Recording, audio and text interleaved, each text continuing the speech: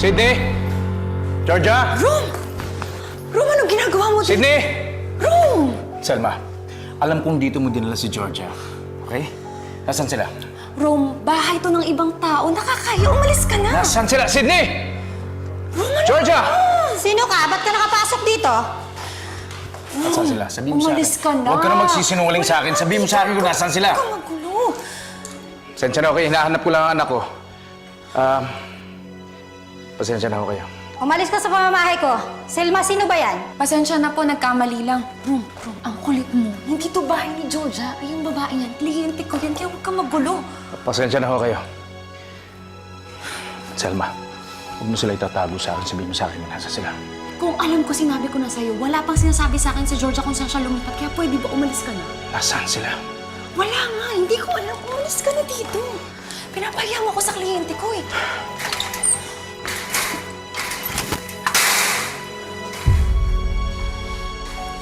Pasensya na po.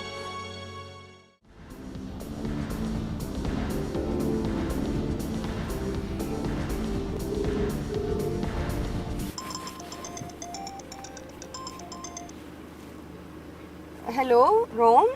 Hello, Emma. Pasensya na. Na-store po kita.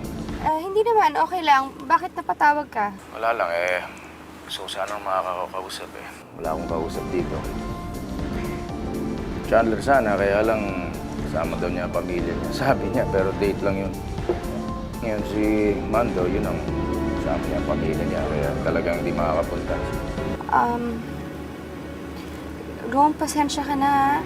May dinner kasi kami ni Angelo. Hindi kita masasamahan. Sige na, salamat na. Okay, next time na lang. Rome, teka. Nakailan ka na ba?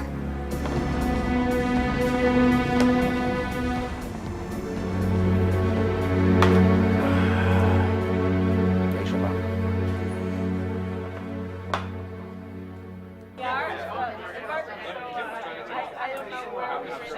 Dapat ipa-blatter ko na yun si George. Sorry. Hindi ka lang, blatter ko na yan. Gagawin ko yun para matauhan siya. Kaya hindi niya pwedeng itago yung anak ko sa akin. Tama na yan. Hindi pa ako tapos dito eh. Ma, hindi dumating ka. Mukhang kailangan mo na nga ng kasama.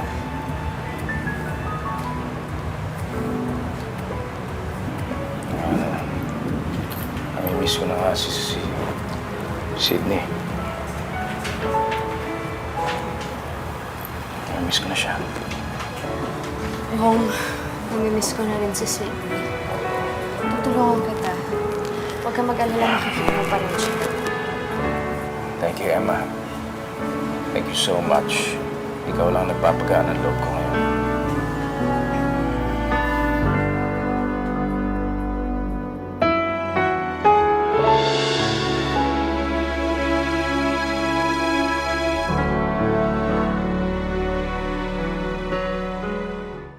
Pala nasabi sa'yo, this morning when I was driving, nakita nga pala ni Becca si Sydney nakasakay sa taxi. Sinundan mo. Sinubukan kong sundan pero ang bilis eh. Hindi ko rin naabutan. Pero huwag kang mag-alala, susubukan kong hanapin yung taxi company para malaman natin kung saan sila bumaba. Babalitaan na lang kita. Pero sa totoo lang, worried talaga ako dahil ang sabi ni Becca, nakita daw niya si Sydney na umiiyak habang nakatungo sa bintana. Hindi ko na alam. Nag-aalala ako kung ano na ginagawa niya sa anak ko. Huwag na lang natin isipin yun. Baka naman malungkot lang talaga yung bata. Alam mo, dapat kampante ako na kasama ng anak ko yung nanay niya. Pero hindi. Mas lalo ako kinakabahan. Hindi ko alam kung anong ginagawa niya. Baka naman we're just overreacting.